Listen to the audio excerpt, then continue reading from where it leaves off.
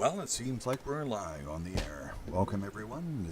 I'm Todd Boggers. I'm here for a brief statement, and then maybe we'll get into the normal back and forth and discussion. But I read an article today, and I'll just put this up on the screen by an op-ed by General Flynn.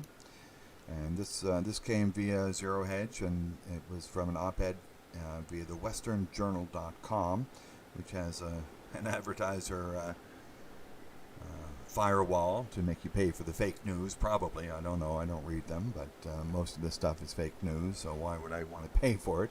Anyway, I put an article in the description about what I thought about this op-ed by General Michael Flynn, retired.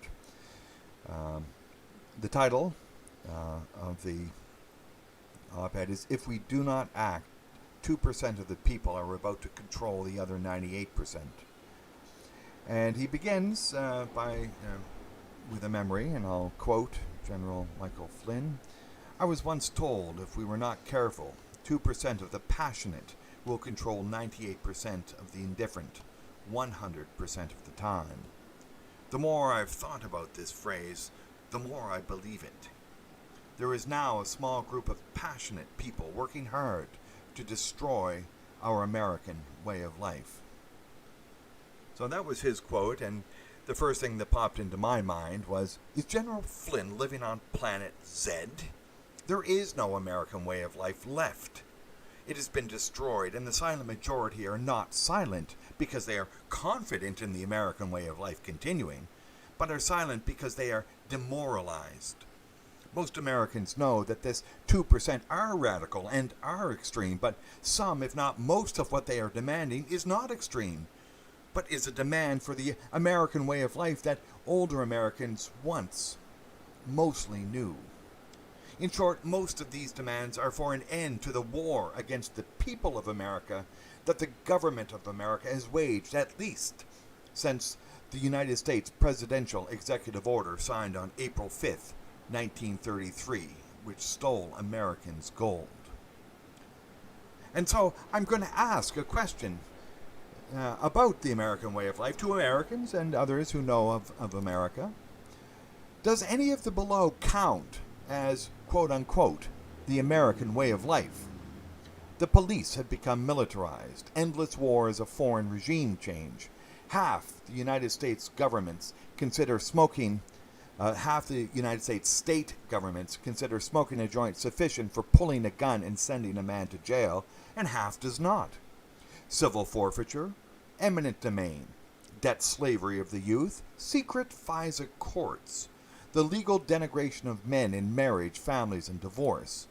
40% of Americans are taking psychiatric pills, for-profit prisons, abortion as birth control, fake news, stealing Americans' gold, and foreign-owned Google, Facebook, Yahoo, Twitter now control the minds of most Americans in real time.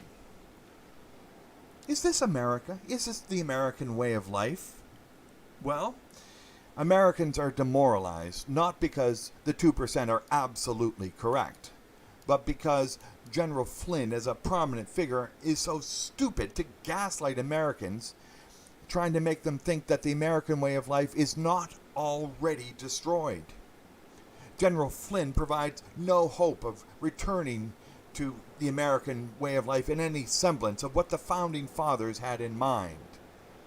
General Flynn, to you are as stupid as that unnamed Vietnam War colonel who said, "To save the village, we had to destroy the village." The American way of life is already destroyed, and you are trying to save the ruins. And no one cares to do that. It is not the silent majority anymore. It is the demoralized majority. It is both a strategic and tactical error to misevaluate the enemy. General Flynn should have his stripes removed. America of the Constitution is dead. What lives is a remnant, a dream, or rather a nightmare for countless numbers of people who remember some vestiges of what America had been. This is my response to General Flynn's op-ed in the westernjournal.com. You may read this op-ed either at the site or via Zero Hedge and make your own decision. But ultimately, if you, in my analysis, if you don't recognize that America has changed so dramatically that it is unrecognizable, and this has come out in a number of surveys. Let me get back here and check. Hey, we got MGTOW Smurf in here. Hello, MGTOW Smurf. Hope you enjoyed the analysis / rant on this article by General Flynn. Just came out today. And I know we're up late your time, midday my time, and we are just putting this out here for the interwebs to chaw on if they want to. And this is, I think, more demoralizing than the demoralization, because for heaven's sakes, you'd expect a man in his position to at least speak the truth. That before Americans, stop being silent, you've got to give them some hope that, you can return to an America worth living in. And, so many men just feel like, I don't care who's in control as long as I get to play my games. And maybe that's true. Who in the hell cares? Give me a job enough to, get through life, and I can enjoy life, and I can experience, and it really doesn't matter, because I'm not going to, put my neck out for anyone, because there isn't anything to put your neck out for. And if Flynn doesn't recognize that in the statistics that we see about men and everything else, and the psychiatric pills and the fake news and the recent decision on formalizing and solidifying abortion as a birth control method, yes, just absolutely sinking the value of human life into the basement, and the eminent domain and debt slavery of the youth, all of this is, none of this is worth fighting for. We don't support men being sent over as mercenaries in foreign wars or regime change. None of this is worth saving. So America has become its own worst enemy. And so that's why I say America of the Constitution is dead. Is America still alive? Well, yeah, obviously, but it's not the America of the Constitution.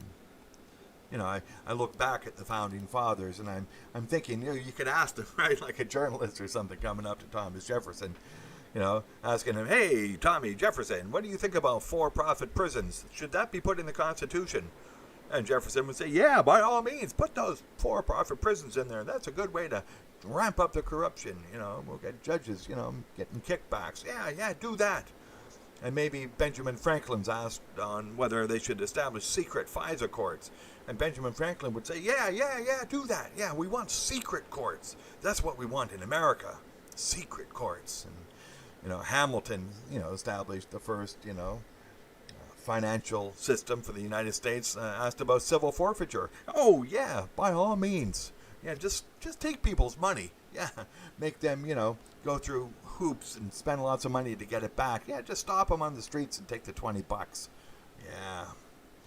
And, again, we're gonna get rid of, I believe it was Patrick Henry's rallying cry of give me liberty or give me death, and just replace it with eminent domain. Eminent domain. Let the government come and steal your property and build a shopping mall. Oh my God. This is not the America of the Founding Fathers. It's not the America of the Constitution. It's not even the America that I remember when I was young, when I went and visited my relatives and everyone. Anyway, I'm putting this out here. I don't know how long I'll stay. Probably not long now, and just thought I'd put it out in case somebody wants to click on it in the next 24 hours while it's fresh, and realize that it's a tactical and strategic error.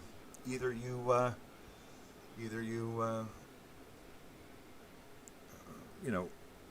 correctly evaluate the enemy, or the enemy wins.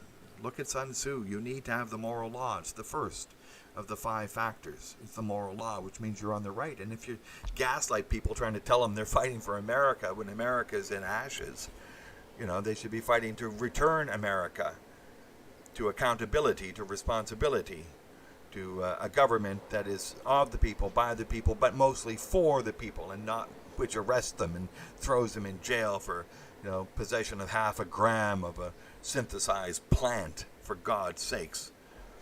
Yeah, so some people are going to abuse it who were stupid, okay? But it's nothing like putting the whole country into a tailspin of, victimless crimes. So, yeah, just about to conk out Bare Neck Style. Thanks for dropping in here, and I think we're going to end it now. But I just thought I'd come up with this and put it up. And anyway, take care, men, and the news cycle is 24 hours. But we'll end the stream now, and remember, MGTOW plenty in 2020.